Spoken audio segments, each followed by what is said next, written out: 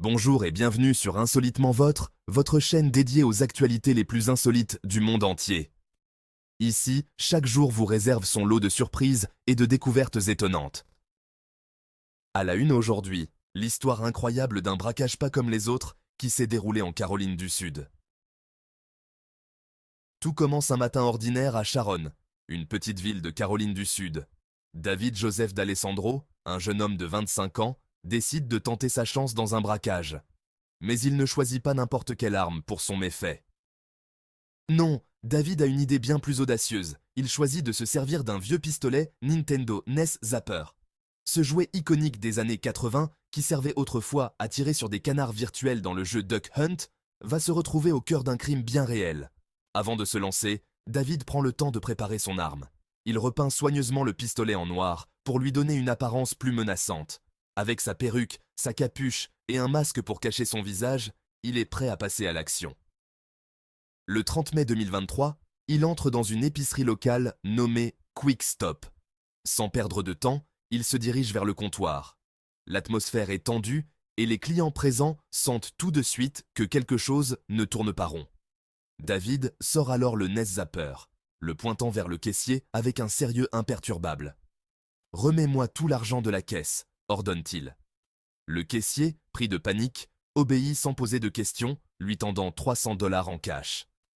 Ce qui est incroyable ici, c'est que personne ne réalise que l'arme de David est en fait un jouet. Dans le feu de l'action, le pistolet peint en noir ressemble à une véritable arme, et personne n'ose prendre le risque de vérifier. David sort de l'épicerie avec son butin, croyant avoir réalisé le braquage parfait.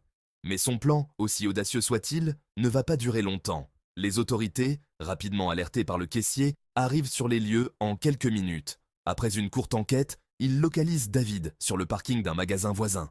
Il est toujours en possession de son arme factice et n'oppose aucune résistance lors de son arrestation. En fouillant David, les policiers découvrent avec stupéfaction le pistolet Nintendo.